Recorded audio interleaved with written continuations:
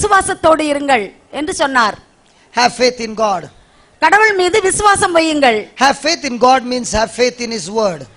ஆண்டவர் மீது விசுவாசம் வையுங்கள் என்றால் அவரது வார்த்தையின் மீது விசுவாசம் வையுங்கள். Because God and His word are the same. ஏனென்றால் ஆண்டவரும் அவருடைய வார்த்தையும் ஒன்றே. Because the word Himself became flesh. ஏனென்றால் வார்த்தை தான் மனு உருவானார். So the word is God Himself. எனவே அந்த வார்த்தை தான் கடவுள். Praise the Lord. Praise the Lord. So when you have the word in your heart, you have God Himself in your heart. உங்கள் இதயத்திலே வார்த்தை இருந்தால் உங்கள் இதயத்தில் கடவுள் இருக்கின்றார். Now this is what Jesus said. ஆண்டவர் இயேசு இந்த வார்த்தையை சொன்னார். Now just see how many times the word say is. இங்கு எத்தனை முறை சொன்னார் Count. என்று இருக்கின்றது. Truly, truly I say to you, உண்மையாகவே நான் உங்களுக்கு சொல்கிறேன், that whosoever shall say to this mountain, யாராவது இந்த மலையை பார்த்து சொன்னால், be thou removed and be thou cast into the sea, இங்கிருந்து பெயர்ந்து அந்த கடலில் போய் விழு, and shall not doubt in his heart, இருதயத்திலே எந்த சந்தேகமும் இல்லாமல் சொன்னால், but believe that those things which he says, அவர் சொன்ன அந்த வார்த்தையை நம்பினால், shall come to pass, அது நடக்கும். he shall have whatsoever he says. என்ன சொன்னார்களோ அது நடக்கும். How many times the word say? எத்தனை தடவை சொன்னார்? 4 times. 4 முறை. In one verse Jesus is saying, you must open your mouth and say. ஒரு மொழிபெயர்ப்பில் அவர் சொல்லி இருக்கிறார், உங்கள் வாயை திறந்து நீங்கள் சொல்லுங்கள் என்று. 4 times the word of God is saying, say, say, say, say, say. 4 முறை ஆண்டவருடைய இறைவார்த்தை சொல்கின்றது, சொல் சொல் சொல் என்று. Praise the Lord. Praise the Lord. And how do you say? நீங்கள் எப்படி சொல்வீர்கள்? You say it with authority. நீங்கள் அதிகாரத்தோடு சொல்ல வேண்டும். Hallelujah. Hallelujah. Hallelujah. Hallelujah. So from now on, how are you going to pray? இப்போதிருந்து நீங்கள் எப்படி ஜெபிக்க போகிறீர்கள்? You are going to pray a simple prayer. நீங்கள் இப்போது ஒரு எளிமையான ஜெபத்தை சொல்ல You போகிறீர்கள். got XYZ sickness. உங்களுக்கு XYZ என்ற நோய் இருக்கலாம். Jesus, you cursed the fig tree and the fig tree died from the root. ஆண்டவர் இயேசு, நீர் இந்த அத்திமரத்தை சபித்தீர், அது வேரோடு பட்டு போயிட்டு. In the same way Jesus, அதே மாதிரி ஆண்டவரே, in the same way Jesus, அதே மாதிரி ஆண்டவரே. you want that glance to go, no? So be attentive. Jesus, you cursed the fig tree. ஆண்டவரே, நீர் அந்த அத்திமரத்தை சபித்தீர். In the same way, அதே போல் in your name, உம்முடைய நாமத்தினால் I curse this sickness. நான் இந்த வியாதியை கடிந்து கொள்கிறேன். Jesus, Jesus, the tree died from the root. அந்த மரம் வேரோடு பட்டு போயிட்டு. In the same way, அதே போல் this sickness dies from the root. இந்த நோயும் அடி வேரிலிருந்து அது அழிந்து போகும். Thank you, Jesus. Thank you, Jesus. I am healed. நான் குணம் பெற்று விட்டேன், நன்றி இயேசுவே. Now, is this prayer difficult? இந்த ஜெபம் கடினமானதாக இருக்கின்றதா? So from now on, are you going to curse the sickness or are you going to sit and cry? இப்போதிருந்து நீங்கள் உங்கள் நோயை கடிந்து கொள்ள போகிறீர்களா அல்லது உட்கார்ந்து அழப் போகிறீர்களா?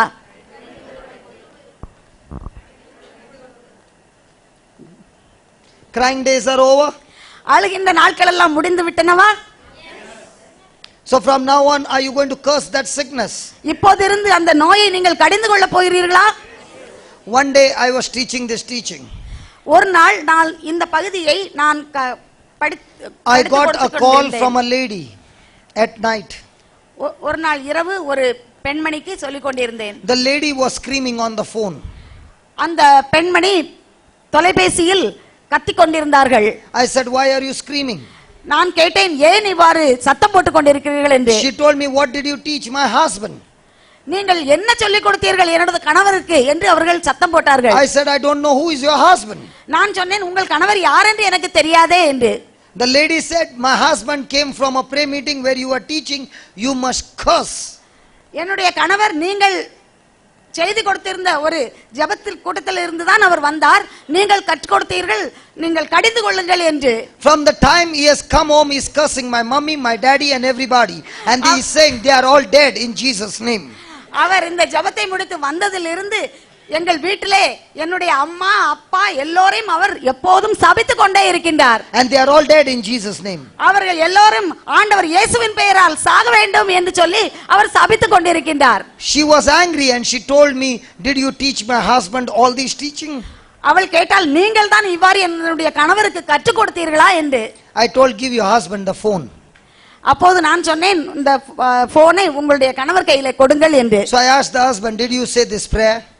அப்போது நான் அந்த அவளுடைய கணவரிடம் கேட்டேன், நீங்கள் இந்த ஜெபத்தை சொன்னீர்களோ என்று. He said, "Yes, you said you can curse any situation." அப்போது அவர் சொன்னார், நீங்கள் தானே சொன்னீர்கள் எந்த சூழ்நிலையும் கடிந்து கொள்ளுங்கள் சபித்துக் கொள்ளுங்கள் என்று சொன்னீர்களே என்று. I said you can curse the situation but not people. அப்போது நான் சொன்னேன், அந்த சூழ்நிலையை கடிந்து கொள்ளுங்கள் அந்த ஆட்களே அல்ல என்று சொன்னேன். If you are cursing your in-laws, one thing guarantee, they are not going to die, but perhaps you might die because you have sowed the wrong seed. When you curse somebody, that curse comes on you in multiples. நீங்கள் சூழ்நிலையை அல்லாமல் ஏதாவது உங்களுடைய மாமியாரோ அல்லது உங்களுக்கு வேண்டாதவர்களையோ நீங்கள் கடிந்து கொண்டால் அந்த நீங்கள் எதை நீங்கள் சபிக்கின்றீர்களோ அது திரும்பவும் உங்களுக்கே வந்து அந்த சாபம் உங்களையே அழித்து போடும். So from that day, whenever I give a teaching, I put this testimony.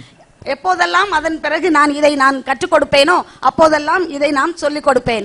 You can curse sickness situations coming against you, but do not curse a person. நீங்கள் உங்களுடைய வியாதியையோ அல்லது சூழ்நிலைகளையோ நீங்கள் கடிந்து கொள்ளலாம் சபித்துக் கொள்ளலாம், ஆனால் மனிதர்களை அல்ல நபர்களை அல்ல. Now how do you pray? நீங்கள் எப்படி ஜெபிப்பீர்கள்? One day it so happened in my house there were 2 or 3 rats that came to my house. ஒரு நாள் என் வீட்டிலே 1-2 எலிகள் வந்தது. So I've got a 3-room kitchen, so the flat is big, so 3 rats in 3 rooms. எனக்கு 3 அறைகள் உள்ள ஒரு சமையலறையும் சேர்ந்த ஒரு வீடு உண்டு. அந்த 3 அறைகளிலும் 3 எலிகள் உண்டு. I'm going to tell you something, please don't tell my wife. நான் சொல்லப் போவதை என் மனைவியிடம் சொல்லிவிடாதீர்கள். You promise me? நீங்கள் அதற்கு ப்ராமிஸ் பண்ணுவீர்களா? Okay. சரி. Okay. My wife was angry one day and she said, "What kind of a husband are you? You can't even hunt a rat." ஒரு நாள் என் மனைவி சொன்னாள், நீங்கள்லாம் என்ன கணவர், ஒரு எலியை கூட உங்களுக்கு கொல்ல முடியவில்லையே என்று. Now you are in the military. You have been using guns. நீங்கள் மிலிட்டரியில இருந்திருக்கிறீர்கள், எனவே நீங்கள் துப்பாக்கி வைத்திருப்பீர்கள். Now tell me, is it easy to hunt a rat when the furniture is there? The rat will run behind the furniture. Husbands, is it easy? Husband? இப்போது சொல்லுங்கள், Husband, is it easy to hunt a rat? ஒரு எலி அங்கேயும் இங்கேயும் ஓடிக்கொண்டிருந்தால் அதை வேட்டையாடுவது எளிதா? கணவர்மாரே நீங்கள் சொல்லுங்கள். What did she say? Husbands. Yeah. Husbands. Is it easy? To hunt a rat. எலியை பிடிப்பது கணவர்மார்களுக்கெல்லாம் எளிதான காரியமா? And she told me, "What kind of a husband are you?" என்ன கணவர் நீங்கள் எல்லாம் என்று என் மனைவி சொன்னாள். So I looked at her. நான் அவளை பார்த்தேன். And I said, "Holy Spirit, you got to help me now."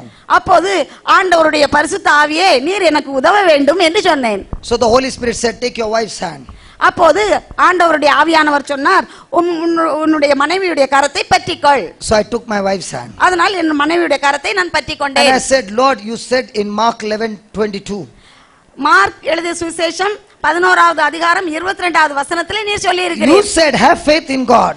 நீர் சொல்லி இருக்கிறீர், ஆண்டவரிடத்திலே நம்பிக்கை வை. You said in Psalms 91, நீர் 91வது திருப்பாடலிலே சொல்லி இருக்கிறீர், "When I make you my refuge and my fortress and my God, and in you I trust, you said you will deliver me from every snares of the devil." உம்மை நான் என்னுடைய அரணாகவும் கோட்டையாகவும் நான் கொண்டிருந்தேன் என்றால் எல்லா விதமான ஆபத்துகளில் இருந்தும் என்னை விடுவிப்பீர் என்று நீர் சொல்லி இருக்கிறீர் என்று சொன்னேன். Hey rat, I'm talking to you now. ஏ எலியே, உன்னிடம் நான் பேசுகிறேன் இப்போது. What are you looking here and there? Look at me. அங்கே இங்கேயும் என்ன பார்த்து கொண்டிருக்கிறாய்? என்னை பார். I'm talking to you. நான் உன்னிடம் தான் பேசுகிறேன். Now get out of this house right from the root and be planted out into the compound, but you will never enter into my house again. இப்போது நீ இங்கிருந்து ஓடி போய் அங்கே இந்த காம்பவுண்ட்ல அடுத்த இடத்துல நீ செல்ல வேண்டும், ஆனால் இங்கு நீ வரவே கூடாது என்று அதனிடம் பேசினேன். Oh Lord, I believe with my heart what I said is done. நான் விசுவசித்தேன், நான் சொன்னது நடந்தது என்று. And thank you Lord, you said I shall have what I say. ஆண்டவர் சொல்லி இருக்கிறார், நீ என்ன விரும்புவாயோ அது உனக்கு கிடைக்கும் என்று. And thank you Lord, verse 24 says, believe that you have received and then you shall have it. 24வது வசனம் சொல்கின்றது, நீ ஜெபிக்கும் போது அது கிடைத்து விட்டது என்று விசுவாசி, அப்போது அது நடக்கும் என்று.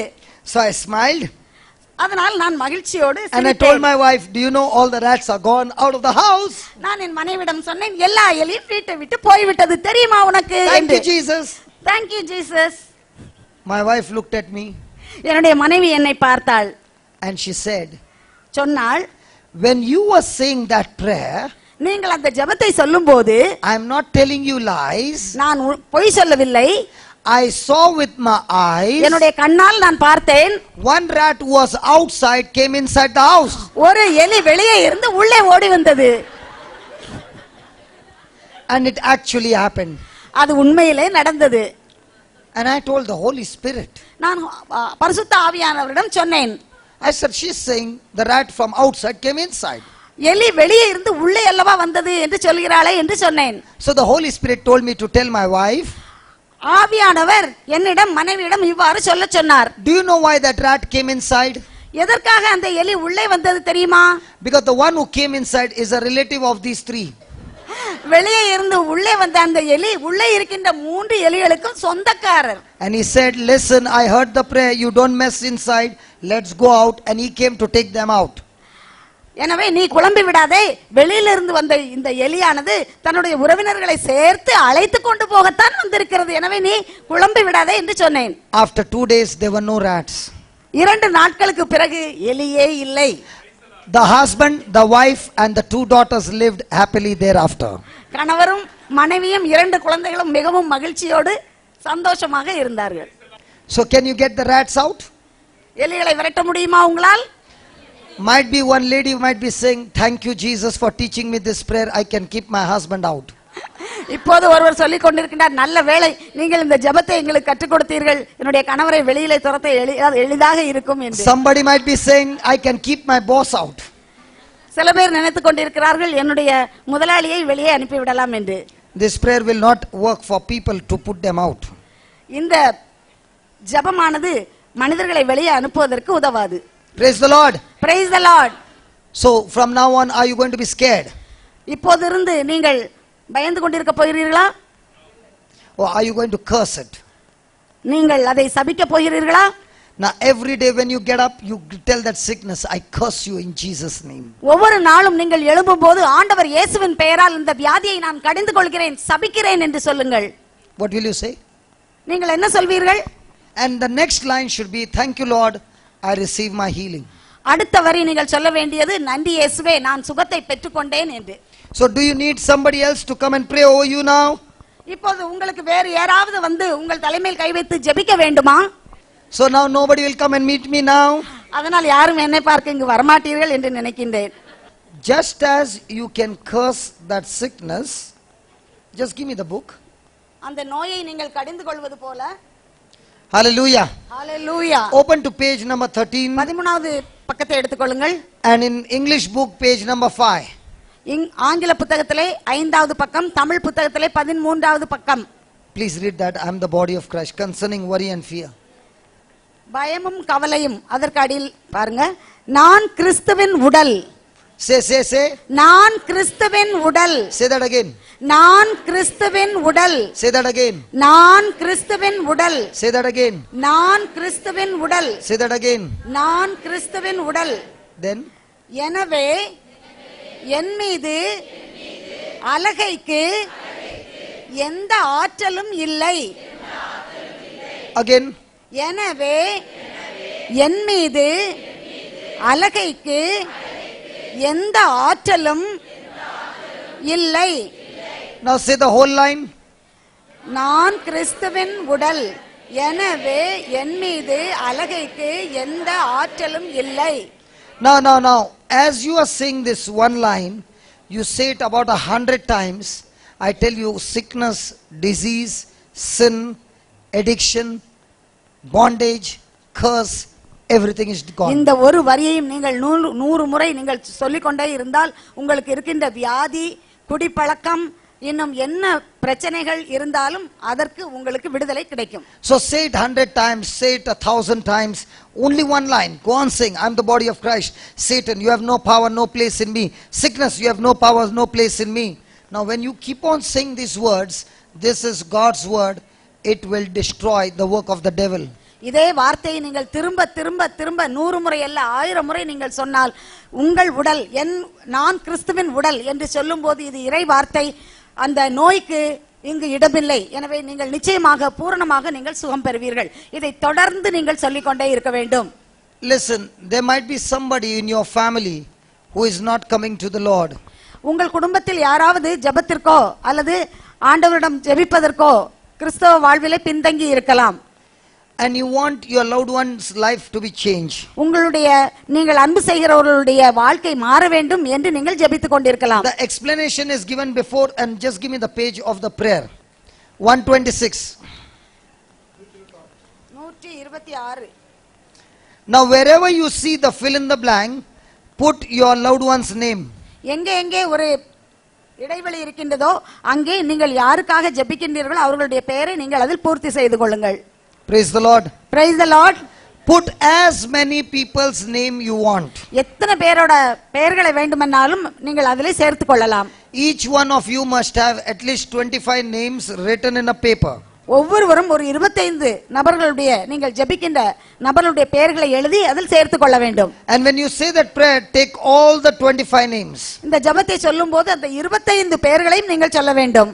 And say the prayer completely again and again, minimum 25 times a day. குறைந்தது 25 முறையாவது இந்த ஜெபத்தை நீங்கள் சொல்ல வேண்டும். அந்த 25 பேரையும் சேர்த்துக்கொண்டு 25 முறையை குறைந்தது நீங்கள் சொல்ல வேண்டும். Please learn that prayer by heart. இந்த ஜெபத்தை நீங்கள் மனப்பாடம் செய்து கொள்ளுங்கள். Please don't go and tell that people that you are praying for them. ஆனால் நீங்கள் சென்று யாருக்காக ஜெபிக்கின்றீர்களோ அவர்களிடத்தில் சென்று நீங்கள் சொல்ல வேண்டாம். You continue with this prayer. நீங்கள் இதை தொடர்ந்து செய்து கொண்டே இருங்கள். Within a week, out of 25 people, you will find so many have already come inside the kingdom of God. ஒரு வாரத்திற்கு உள்ளாகவே நீங்கள் மாற்றத்தை காண முடியும். நீங்கள் 25 பேருக்கு ஜெபித்துக் கொண்டிருக்கின்றீர்கள், அதில் அதிகம் பேர் ஆண்டவருடைய இறையாட்சிக்குள் வருவதை நீங்கள் பார்க்க முடியும். Within a month, you will find so many of them have been cancelled from the 25 because they have already transferred in the kingdom of God. ஒரு மாதத்தில் நீங்கள் பார்த்தால் அந்த 25 பேரில் அநேகம் பேர் இறையாட்சிக்குள் வந்திருப்பார்கள். As you see their lives have been changed, add more names over there. அவர்களுடைய வாழ்க்கை முறை மாறிய பின்பு இன்னும் அதிகமான பெயர்களை நீங்கள் அதில் சேர்த்துக் கொள்ளுங்கள். You will see every one of them have received Jesus as their Lord God and Savior. நீங்கள் ஜெபித்த ஒவ்வொருவரும் ஆண்டவர் இயேசுவை மீட்பராக ஏற்றுக்கொண்டிருப்பார்கள். It is a powerful prayer. இது மிகவும் வல்லமை வாய்ந்த ஒரு ஜெபம். If your husband, your wife, or anybody at home, your children are not coming to church, are not coming to Jesus, you say this prayer every day. உங்கள் வீட்டில் உங்கள் கணவராவது குழந்தைகளாவது இன்னும் உறவினர்கள் யாராவது ஆலயத்திற்கு வராமலோ ஜெபிக்காமலோ இயேசுவை ஏற்றுக்கொள்ளாமலோ இருந்தால் திரும்ப திரும்ப இந்த ஜெபத்தை நீங்கள் சொல்லுங்கள். The more time you say this prayer, the better it is. எவ்வளவு அதிகமாக அடிக்கடி இதை சொல்கின்றீர்களோ அதற்கு ஏற்ற பலன் உங்களுக்கு கிடைக்கும். Do it every day. தினமும் இதை செய்யுங்கள். Any line from this book, you learn it by heart and start speaking it. I tell you, there is victory in your life. இந்த புத்தகத்தில் எந்த வரியை நீங்கள் மனப்பாடம் செய்து அதை சொல்ல ஆரம்பித்தால் நிச்சயமாக வெற்றி உண்டு. Please do not only read it, you have to learn it by heart. இது வாசிப்பதற்கு மட்டுமல்ல, இதை நீங்கள் மனப்பாடம் செய்து கொள்ள வேண்டும். If you read this book, you will get nothing. இதை வெறுமனே நீங்கள் வாசித்து மட்டும் கொண்டிருந்தால் உங்களுக்கு பயன் ஒன்றும் கிடைக்காது. But if you learn it by heart, இதை நீங்கள் மனப்பாடம் செய்தால் and keep on saying it every day, எப்போதும் தினமும் இதை நீங்கள் சொல்லிக் கொண்டே இருந்தால் you will get result. உங்களுக்கு பலன் கிடைக்கும். I have got thousands and thousands of people whose lives have got changed. ஆயிரக்கணக்கான மக்களுடைய வாழ்க்கை இதனால் மாறி இருக்கின்றது. We are distributing these books free of cost in lakhs. இந்த புத்தகத்தை எந்த பணமும் வாங்காமல் லட்சக்கணக்காக நாங்கள் அச்சடித்து கொடுத்து கொண்டிருக்கின்றோம். This book is printed in Sri Lanka. This book is printed in Kuwait. This book is printed in Dubai. People all around are printing this book and their lives are getting changed. இந்த புத்தகம் இலங்கையிலும் இன்னும் துபாயிலும் இன்னும் குவைட்டிலும் போன்ற நாடுகளில் இதை அச்சடித்து இதை விநியோகம் செய்கின்றார்கள். அங்கு மக்களுடைய வாழ்க்கையில் மாற்றம் ஏற்பட்டுள்ளது. If God inspires you to print this book in Nagarcoil, you can meet Uncle Brito. He has got the original, so he will direct you how to do it. உங்களுக்கு இந்த புத்தகத்தை அச்சடிக்க வேண்டும் என்றால் சகோதரர் பிரிட்டோ அவர்களை அணுகினால் போதும், அவர்கள் அதற்கு உதவுவார்கள். Praise the Lord. Praise the Lord.